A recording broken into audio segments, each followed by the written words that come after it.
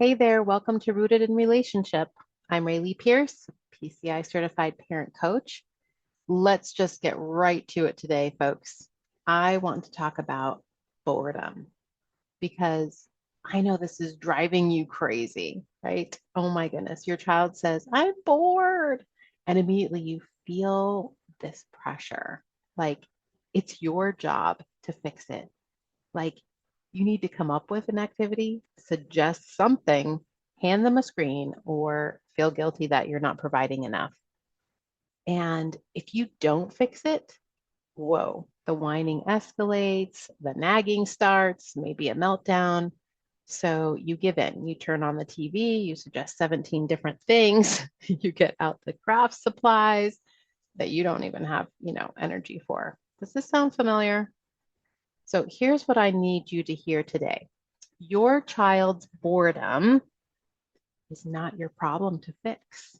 And if I had a little button that I would push with cheers and woohoo and clapping, I would push it right there because your child's boredom is not your problem to fix is so relieving, right?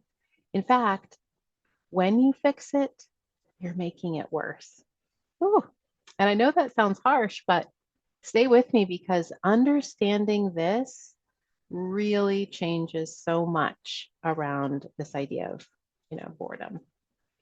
So let's talk about what boredom actually means. When your child says, I'm bored, we think they're telling us they need more stimulation, more activities, more entertainment, something to do. But here's what boredom actually is. Boredom is a lack of emergent energy. It means when you remove the screens, the activities, the outside stimulation, when there's nothing coming from the outside, there's also nothing coming from the inside. There's just a hole, an empty space, and it feels uncomfortable. Think about it this way. A healthy child who's had their attachment needs met should be able to shift into their own world. Give them space after connection time, and they should disappear into imaginative play, into exploring, into creating something that makes absolutely no sense to you, but makes perfect sense to them. That's emergent energy. That's something bubbling up from the inside out. But when that energy isn't there, when a child is characteristically bored, it means that hole is there and they're looking for something from the outside to fill it. And here's the trap we fall into. The more we fill that hole with stimulation, the bigger the hole gets, guys. We think we're solving the problem. We're actually making the child more dependent on external stimulation and less able to generate anything from within. Our children today are some of the most stimulated children who have ever walked this earth, and they are some of the most bored. So, why don't our kids have this emergent energy? Why are they so bored?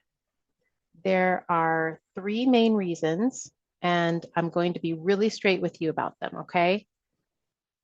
Number one, their attachment needs aren't being met. When a child is preoccupied with attachment, does mom like me? Am I okay? Am I good enough? There is no room for emergence. It's exactly like hunger. You know how when you're really hungry, you can't think about anything else? That's what unmet attachment needs feel like. So a child who's working at belonging, at fitting in, at being good enough has no energy left over for, I wonder how this works. Or, I want to make something. Emergent energy is a luxury. It only shows up when attachment needs are taken care of. So you want to think of it like this. When you feed a child breakfast, you get maybe 2 to 3 hours before they're hungry again, right? When you fill a child's attachment cup, when you give them focused connection, when you delight in them, when you make them feel like they matter, you might get 15 to 20 minutes, maybe an hour for an older child. That window of satiation after connection, that's when emergent energy flows. That's when they can shift into their own play, their own ideas, their own world. But if you're not filling that cup regularly, there's no window.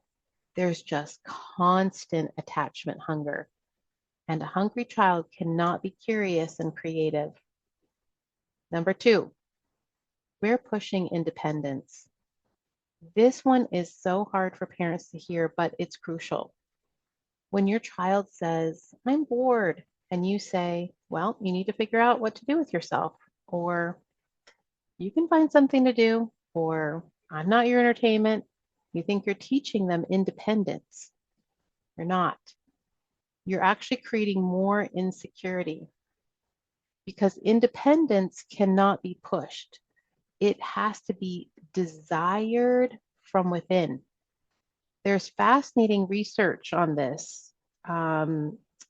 Parents who generously carry their toddlers, okay? Think about a toddler who can walk around. Take a sip of water here. Okay, so parents who generously carry their toddlers, they are raising kids, they're raising toddlers who want to walk versus parents who say, walk yourself. They raise kids who constantly want to be carried. Why? Because when dependency needs are generously met, nature moves the child toward independence. But when we push independence before they're secure, we create more dependency, not less. So when your child's bored and coming to you, yes, even your 8-year-old, your 10-year-old, they're not being lazy or manipulative. They're showing you their attachment cup is empty. Fill it first, then the emergent energy can flow. Number 3, we're over focusing on form and performance. Our kids are under incredible pressure to perform, to be appropriate, to fit in, to get along, to achieve. And all of that crushes emergent energy. Because emergent energy is messy. It's raw. It's a preschooler being rude and egocentric, right? So they're immature, they're going to do that. It's a 7-year-old disagreeing with everything you say just because they need it to be their idea. It's impractical and inefficient and doesn't look like productivity. So when we're constantly focused on, did you say thank you? Share with your sister. Be nice. Guys, get along. Okay, do your homework. Practice your instrument. Perform well. We're killing the spirit that would eventually take them there. You need spirit before form, desire before demands, questions before answers. If you impose the form too early, if the have tos are bigger than your child's want tos, you suffocate the self that's trying to emerge. So interesting, hard stuff to think about. I think this takes so much processing in my brain. So let me paint you a picture of what it looks like when emergent energy is flowing so you know what you're looking for, okay? So after good connection time, you turn off screens and you walk away. And within 15 to 20 minutes, your child is absorbed in something of their own making. They want to do things themselves. No, me do it. Even when it's hard, they have their own ideas and opinions. Yes, even when they're arguing with you, they're showing you they have their own ideas and opinions. They fill empty spaces with imagination. Sticks become swords, boxes become castles. They create entire worlds. They ask questions because they're genuinely curious, not just to get your attention. They don't need you to tell them what to think about everything. They have their own take on things. Mhm. Responsibility starts emerging naturally, not because you've nagged, but because they feel like the driver of their own life. So when this energy is flowing, kids are not characteristically bored. Sure, they get bored sometimes, we all do, but it's not the default. It's not the constant. Okay, so here's what you're really here for, right? What do you actually do when your child says, I'm bored? So here's the step by step. Step one, stop fixing it. This is the hardest part because when your child says, I'm bored, I don't want you to suggest activities.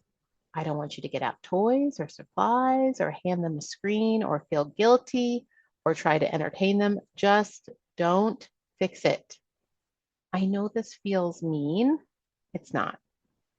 You're not leaving them to suffer. You're making space for something to emerge from within. Okay, step number two, fill the attachment cup. Instead of fixing the boredom, tend to the attachment. So this might look like, come here, let's just be together for a bit.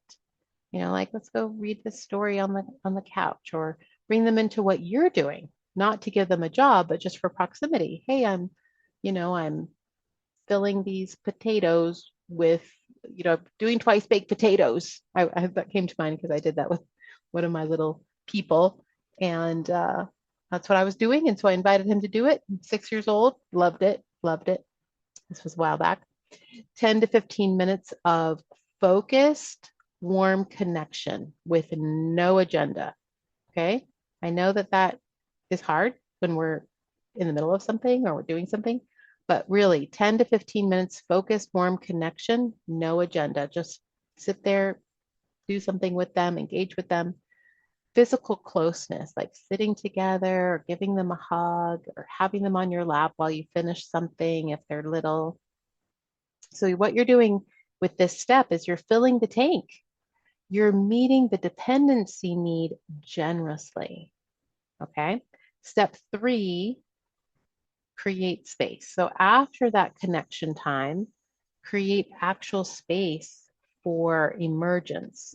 That means no screens, no scheduled activities, no instructions or suggestions, no play dates, just space. This feels uncomfortable at first for you and for them. Okay. Your child might whine, might complain, might say they're still bored. I want you to hold the space anyway. And then step four, trust the process. Here's what happens when you do this consistently. At first, it might take 30 to 40 minutes of discomfort before something emerges. That's kind of a long time, right? Your child might be genuinely at a loss. But then, and this is the beautiful part, nature kicks in, guys. They start fiddling with something. They wander outside. They find an old toy and suddenly it's interesting again. They start building, creating, imagining. It starts small, maybe just 10 minutes of absorbed play. But the more you do this cycle, fill the cup, create space, trust the process, the stronger that emergent energy gets. Okay, so I know someone's thinking out there, but what about screens? My child is only not bored when they're on a screen. Okay, here's the truth. Screens are the worst thing for emergent energy. Screens are pure incoming stimulation. They require nothing to come from within. They're the ultimate hole filler. And the more we use them to cover up the lack of emergent energy, the more we atrophy that energy. I mean, this is so painful, guys. So painful. It's like saying, my child can't walk, so I'm just going to carry them everywhere. You're solving the immediate problem while making the underlying issue worse. If your child is screen dependent, you need to know the boredom is going to get worse before it gets better when you remove screens. That hole is real.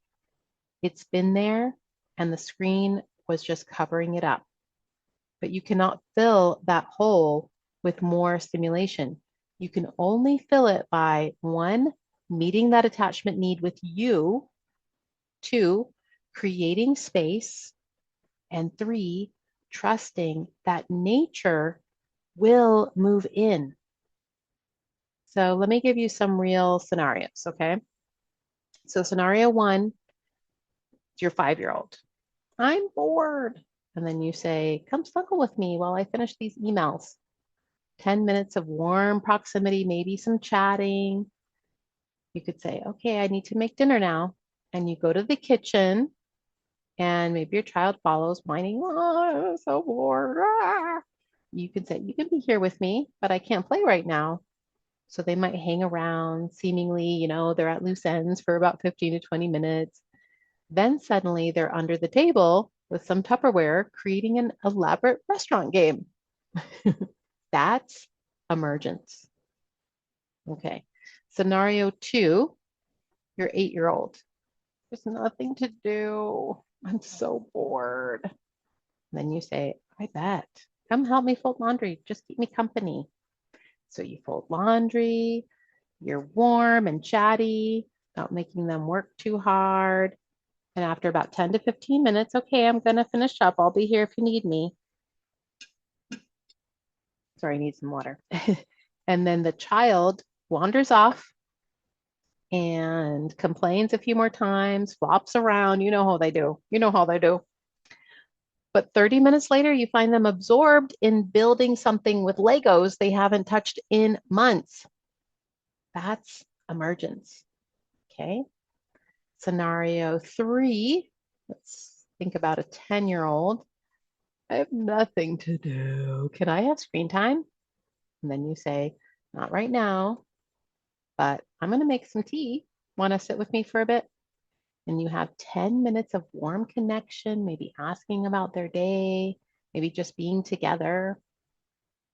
And then I'm going to go to work in the garden. You can come out or hang inside, right? You can give them that option.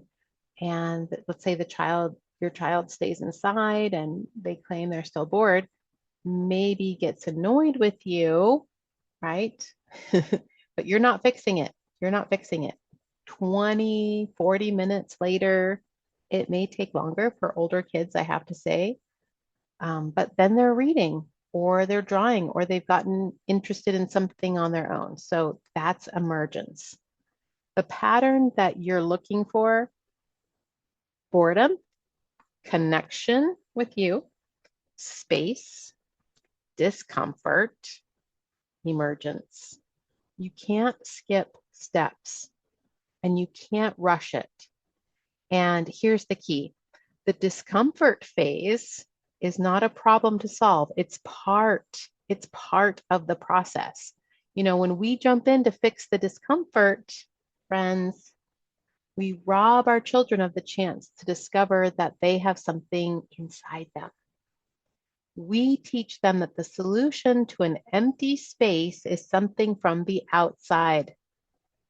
But what they need to learn is the solution to an empty space is something from within. So you've been doing this for weeks, let's say, and you're not seeing any emergence. Yeah, this is wow. So here are the questions to ask. Number one, are you really filling the attachment cup? Not just being in the same room, not just saying, I love you. Real connection, guys. Delight. Hey, it's so good to see your face. Oh my goodness. Come over here. Let's snuggle. Warmth. Focused attention with no agenda. Like if we're moving into, okay, fine, then we're going to fold this laundry. You need to fold all these towels. Like that's not going to be connection. That's not going to work. You got to make them feel like they matter just because they exist. Hey, come and hang out with me. I got to fold these towels and I'd love to hear about your day. It's so funny. I have a vivid memory of my mom whenever she would go downstairs to do the laundry. That was my cue. I was probably like between 5 and 7 years old. And when she did the laundry downstairs in the icky basement, my cue was to go and into my make-believe box that I had with all my make-believe things, really just old clothes that we gathered over the years. I would get into some little costume and I would go down the stairs and my mom would be like, oh, hello. Well, who are you? And then I would tell her, like, I had this huge story that I would tell the whole time she was folding laundry. I would reveal this amazing character that I had created in my head. And I would just tell her, it would probably take like 30, I would be there for 30 minutes telling this woman who this person was. And it was fantastic. I'm like, wow, look at that emergent energy I had. What a great little child I was. Just kidding. It's interesting, right? And the time back in the day, because of course that would have been like 1977 or so, 1977, 1980. Oh, back when we didn't have all these screens to torture us. But if you're stressed or you're distracted or you're resentful when you're connecting, your kid's going to feel that, guys. And the cup doesn't fill. Okay. So that's not really filling the attachment cup. So number two, are you really creating space? Or are you hovering, right? Are you suggesting all those ideas? Like you have bought all those art supplies. Are you suggesting a bunch of things again? Are you instructing? Are you putting something together? Are you managing something? No, space means actual freedom. There's no agenda. Okay, there's no expectations. You're not going to tell them what to do. There has to be no pressure for your child to be productive, right? No productive. Nope. They're just going to have to figure out this has to come from within. Number three, are you trusting the timing? Because for a child who's been screen dependent, especially, or stimulation dependent for years, this doesn't turn around in a week, friends. You might need to hold the discomfort for 30, 40, 60 minutes before something emerges. And it might be really tiny at first, like 5 minutes of absorbed play, but that's progress, okay? That is progress. And number four, are you pushing independence in other areas? So if you're generous with boredom, but you're saying, dress yourself, make your own lunch, figure it out in other areas, you're creating insecurity that actually prevents emergence. So you need to meet dependency generously across the board. See, we're really stuck on this independence. You need to go back to my previous episode, which is all about why we don't want to push independence too soon. Okay, so the bottom line, here's what I need you to understand. Boredom is not a problem with stimulation. It's a problem with emergent energy. And emergent energy doesn't come from more activities, more entertainment, more stuff to do, right? So stop buying a ton of stuff for your kids to do. Stop it. It comes from attachment security. So the child is free to venture forth. So if they have a strong, secure attachment with you, it comes from space. So not outer space. No, space. So something can emerge. You giving them the space to be uncomfortable. And it comes from trust. Trust that nature will do what nature does. It's going to fill that hole for them. It's going to emerge out of them. Trust that they have the capacity. They have it. They do. Give them the space. Try to give them that space, guys. Your job is not to fix boredom. Your job is to fill the attachment cup generously, create space without filling it, hold the discomfort without rescuing, trust that your child has something inside them. They do. They do. Every child is born with this potential to be curious, to be creative, to fill empty spaces from within. But that potential cannot unfold when we're constantly filling the spaces for them. Okay, I know this is hard. I know it goes against every instinct that says my child's unhappy and I should fix it. But here's what I've seen over and over. When parents stop fixing boredom, start tending to attachment instead, this shifts, not overnight, but gradually you start seeing that spark, that curiosity, that I'm going to figure this out myself energy. And your child discovers something amazing. They're not actually boring. They're not actually empty inside. They have ideas, they have imagination, they have the capacity to be interested and engaged without constant external input. But they can't discover that if you keep filling the space for them. So the next time your child says, I'm bored, take a breath, don't fix it, fill the attachment cup instead, create space and trust. Nature knows what it's doing. Thanks for being here. You can find me at innerlifeparenting.com if you want to go deeper into this work. Okay, until next time, take care.